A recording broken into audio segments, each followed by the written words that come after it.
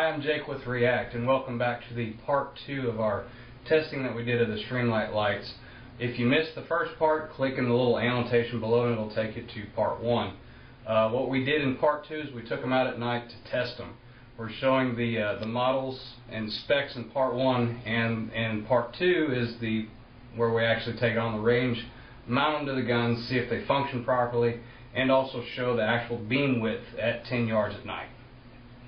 Here's the Poly Stinger, which is a 185 lumen. Next is the Strion, which is 160. And this range is right at about 7 yards. And then we'll do the PT2L, which is 185 lumen. And then the last one is the Protac HL, which is a lot of light. We're going to test the Strion and the Protac HL mounted on a weapon. The reason why we're doing this is because the recoil of the weapon sometimes will cause the lights to go into different modes, like low beam or the strobe light function or something like that. So we're going to see how these handle recoil on a AR-15. First we'll do the Strion.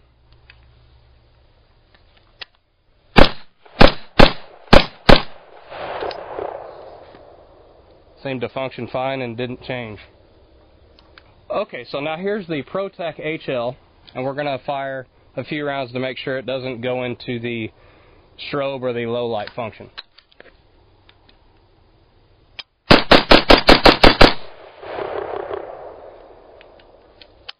Looks good. So now we're going to show the programming function on the 10-tap Protac HL.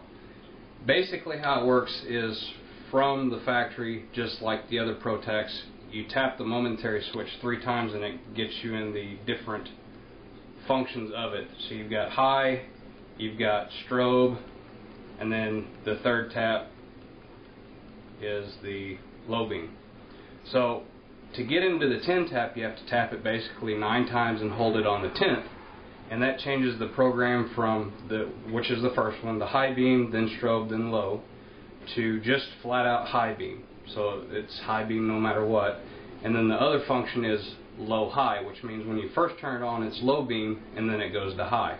So I'll show you how that works. You go 1, 2, 3, 4, 5, 6, 7, 8, 9, 10 and hold it. The light turns off by itself. So now it's just flat out high beam. So give it a second to get out of the program. So now we'll do it again. 1, 2, 3, 4, 5, 6, 7, 8, 9, 10. Light turns off. Now it's on low high. So when you turn it on, it's low beam. Double tap goes to high beam. So that's the third function of the 10 tap. And to take it back to the original factory for the high, strobe, and low, 1, 2, 3, 4, 5, 6, 7, 8, 9, 10.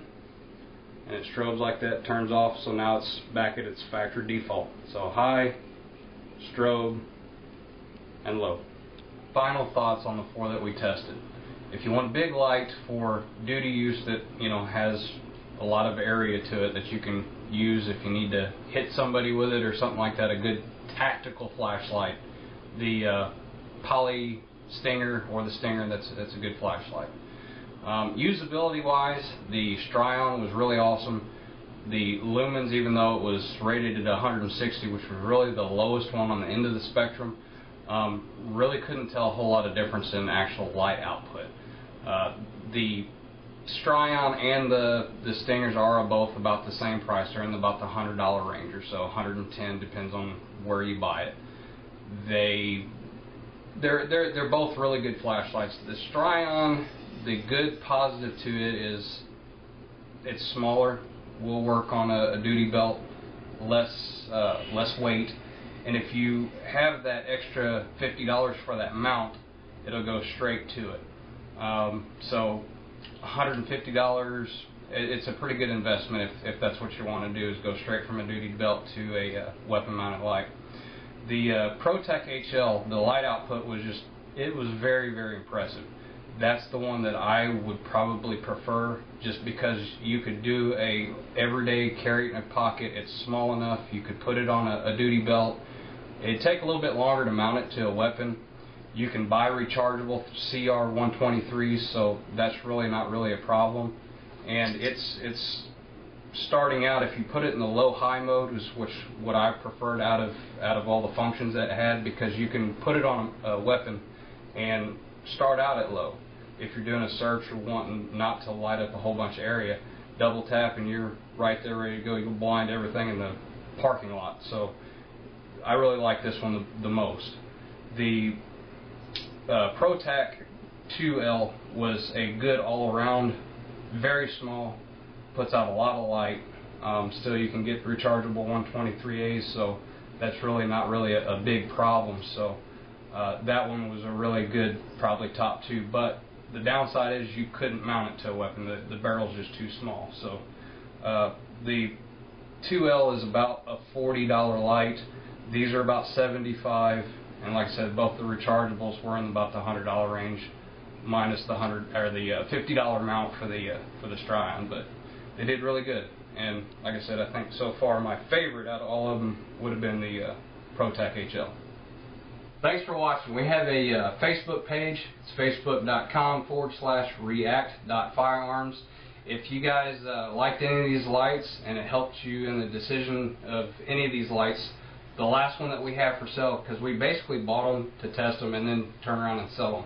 The one that we have left is the Strion. If you want to buy it, $125, we'll get it shipped to you. That also comes with the weapon mount. So thanks for watching.